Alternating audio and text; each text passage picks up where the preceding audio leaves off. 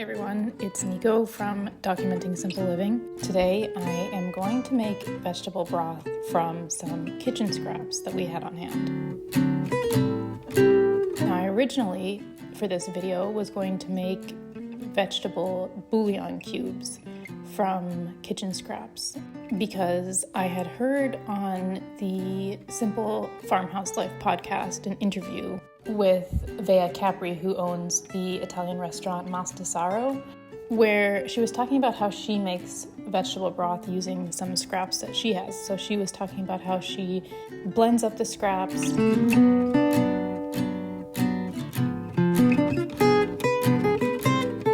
and puts them in a skillet on very, very low heat and adds a bunch of salt to the scraps, and they sort of break down and become a paste.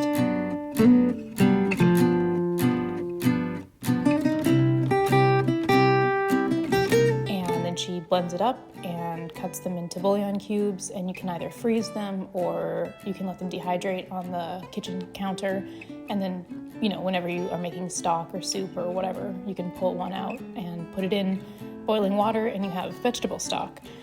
I was really intrigued by that idea of making bouillon cubes with just the salt, because where my family and I live, the only stock that's available in stores is bouillon cubes. And if you look at the ingredients that's in those cubes, it's basically just salty water. And so there's hardly any nutrition in that stock. So I ended up trying to make these, but I couldn't figure out the either salt to food scrap ratio, or the heat of my stovetop was too high, but I could never get liquid to come out of the food scraps, and so it didn't end up working for me. And I was thinking about maybe reaching out to her and seeing what exactly went wrong for me in this, because how she described it sounded absolutely delicious. And once you have a hang of the process, very simple to make. But what I did for this video instead was to use my kitchen scraps to make a simple liquid vegetable broth. The first thing that I did was to collect kitchen scraps for about a week. So whenever we were cooking potatoes or carrots or celery or even squash, onions, I would make sure that the peels were clean and washed, and then I would store them away in a freezer bag. And after about a week, I thought I had enough scraps to make this broth. For my broth, I actually used a lot of old purple carrots that we had on hand and just hadn't eaten. And I also used some old beetroot that we had on hand. And so the broth was this deep purple color, but it tasted similar to just a normal veggie stock.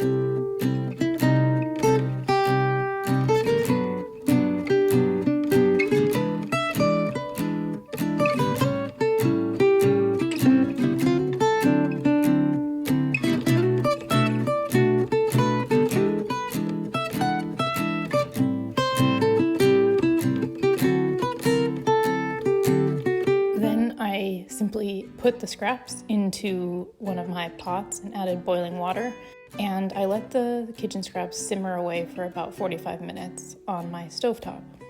I kept the heat very low so it wasn't boiling but just simmering.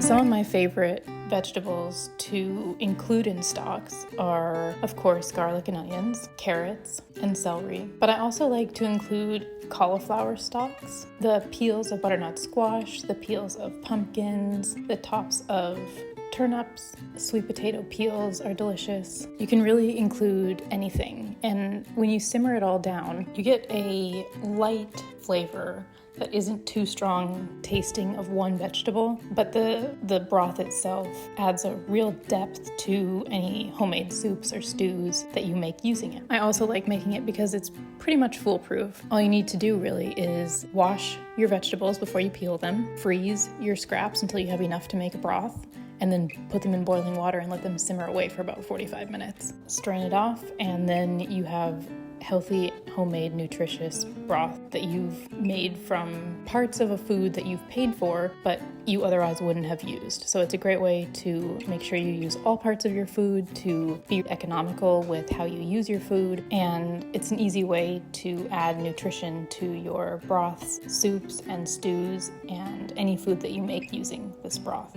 After I started using my scraps in this way, it was sort of like a no-brainer. Like, I didn't know why I hadn't been doing it before. I had just never thought of it. And if you're in a similar situation where you're looking for new and really simple ways to consume more nutritious food, to maybe learn ways to use what you already have instead of being reliant on buying more from the store, make sure to sign up for the Documenting Simple Living newsletter. What I want the newsletter to be is a community of people who are sharing what they're learning on their simple living journey. So I send out regular emails about some of the experiments I'm trying, some things that worked, some things that didn't work, not only food related, but also making body products, growing medicinal herbs in our small city apartment backyard.